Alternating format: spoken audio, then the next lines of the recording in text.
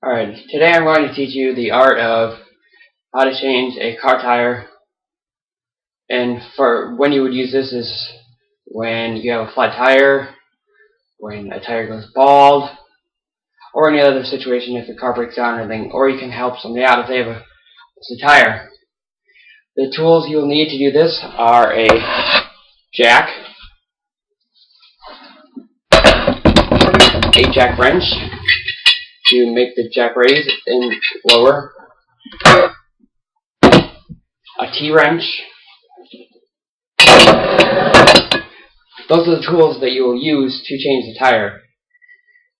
Now, in the process of the tire, you're going to have to take two things off the tire to fully change it out properly and to ensure your safety.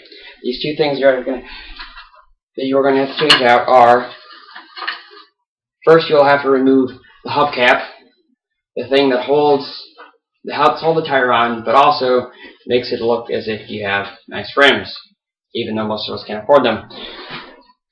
Also, these are lug nuts. These are the things that hold the tire on to make sure that when you start driving, that your tire doesn't fall off. If your tire falls off, then obviously you can't drive. Alright, the first steps of replacing a bald or spare tire, this thing will be attached to your tire.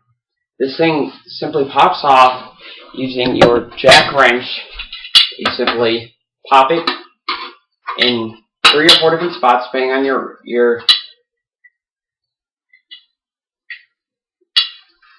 thing. You pop it off in 3 to 4 different places, and then this thing pops off. You lay it on the ground. Once you've done this, you keep the jack wrench in your hand and you loosen these little lug nuts. You stick the jack wrench on the lug nuts like so, and you loosen them, but not completely, meaning that you don't take them completely off. Once you have loosened them, you may take the jack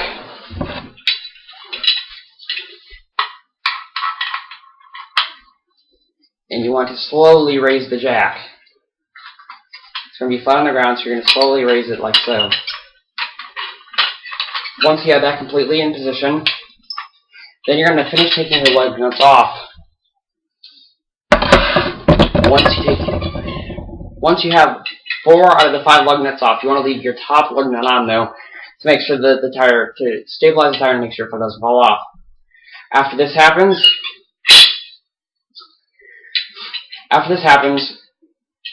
you want to finally take off the last top lug nut and then remove the old tire, replacing the old tire with a spare tire in the exact same position you found it. Then, after that is done, you replace the lug nuts.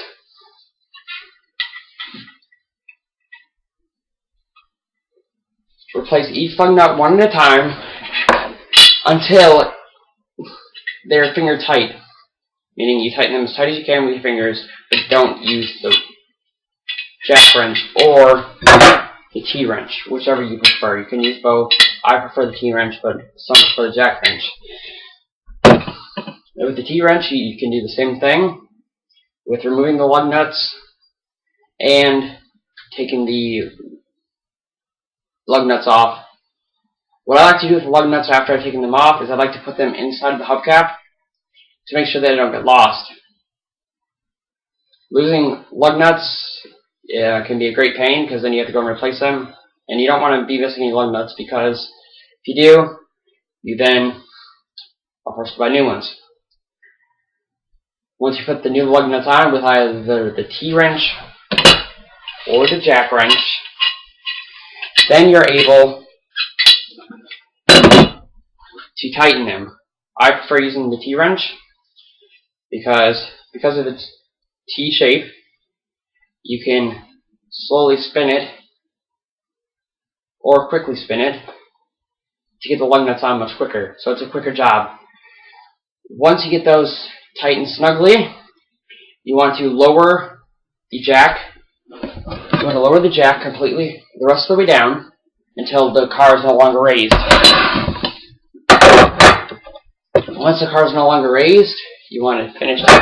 You want to take your T-wrench, finish tightening your lug nuts the rest of the way until they are very firmly tightened, and then you're able to drive again. But also don't forget to replace and put back on your hubcap. It helps keep dust out of your carburetor, or not your carburetor, keeps dust out of your brake pads and everything else to help them wear evenly.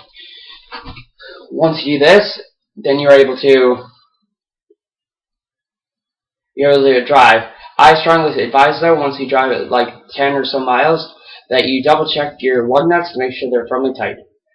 And now you know how to change a car tire. I hope you use this skill one day to help someone that is in need. Thank you.